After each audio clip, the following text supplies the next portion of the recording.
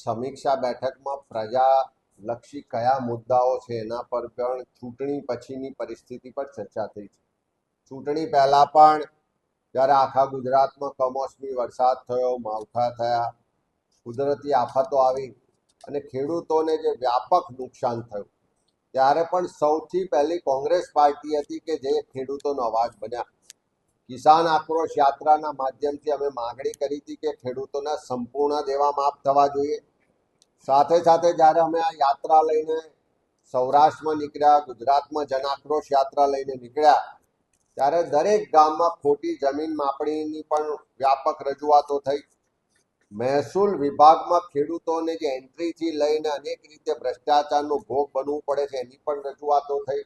ઉત્પાદનના પ્રમાણમાં પૂરતા બજાર ભાવ નથી મળતા. એપીએમસીઓમાં જ્યાં ભાજપનું શાસન છે ત્યાં ભેદભાવ કરવામાં આવે છે, ત્યાં ભ્રષ્ટાચાર થાય છે. એ આખી પ્રથા સામે પણ સવાલો ઉઠ્યા.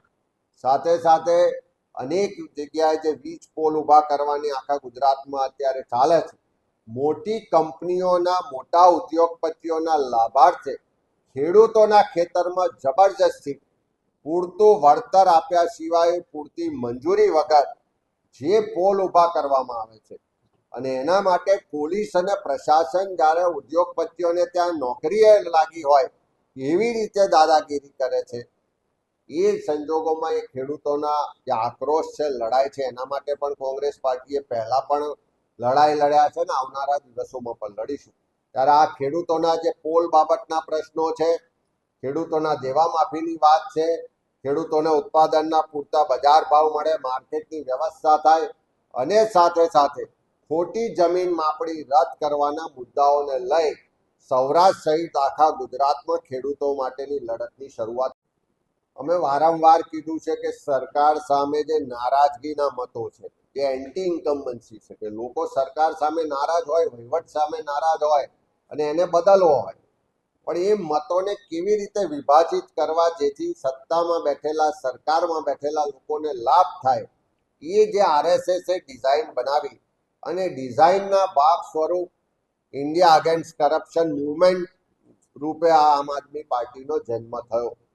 પહેલા દિવસથી આમ આદમી પાર્ટીની જે પાછળની એની જે થિંક ટેન્ક છે, એનો એજન્ડા નક્કી કરવાવાળા લોકો છે, એ ક્યાંક ને ક્યાંક આ ભાજપને મદદ કરવાની ડિઝાઇનના ભાગ રૂપે કામ કરે છે.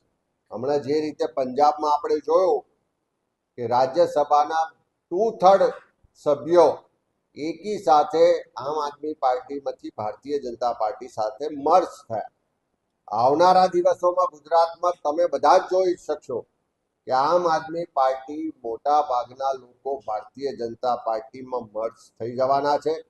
એમની વારે વારે ચૂંટણી આવે, 2022 હોય કે આ 2026 હોય, બધા જ અનુભવ જોજો કે સરકાર સામે લોકોમાં નારાજગી ખૂબ હોય, સરકાર સામે મતદાન કરવાની લોકોની તૈયારી હોય, પણ મતોને વિભાજિત કરવા માટે આમ આદમી પાર્ટીઓનો, બીજી પાર્ટીઓનો ઉપયોગ કરવામાં આવે છે. એ ડિઝાઇન જે બનાવી છે એનો લાભ ભાજપને મળે છે. આજે પણ ગુજરાતમાં જુઓ તો જે ભાજપ સરકાર સામે નારાજગીના મતો છે એ વધારે મતો છે. અને એ સંજોગોમાં આવનારા દિવસોમાં લોકો વચ્ચે વધારે જઈશું, લોકોને આ હકીકતોથી માહિતગાર કરીશું અને સાચી હકીકતો લોકોને સમજાશે. ત્યારે 2027માં 100% જે નારાજગીના, વિરોધના મત, પરિવર્તન માટેના મતો છે, એકજૂથ થઈને પરિવર્તન લાવીશું.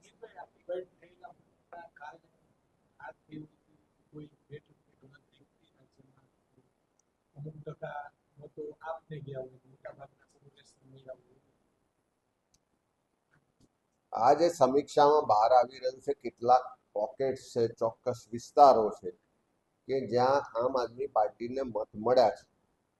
મોટે ભાગના ગુજરાતના બહુમત વિસ્તારમાં આમ આદમી પાર્ટીને લોકોએ એટલા સ્વીકારી નથી, એવા પ્રમાણમાં મત આપ્યા નથી. પણ ચોક્કસ જે ભાજપને ફાયદો કરાવવાવાળી જે થિંક ટેન્ક છે, જે આરએસએસની સિસ્ટમ છે, એના આધારિત ચાલતી આમ આદમી પાર્ટી છે, એટલે એનો ઉપયોગ મતોને વિભાજિત કરવામાં થઈ રહ્યો છે, ચોક્કસ વિસ્તારોમાં થઈ રહ્યો છે, ચોક્કસ સીટો માટે થઈ રહ્યો છે અને એનો ફાયદો ભારતીય જનતા પાર્ટીને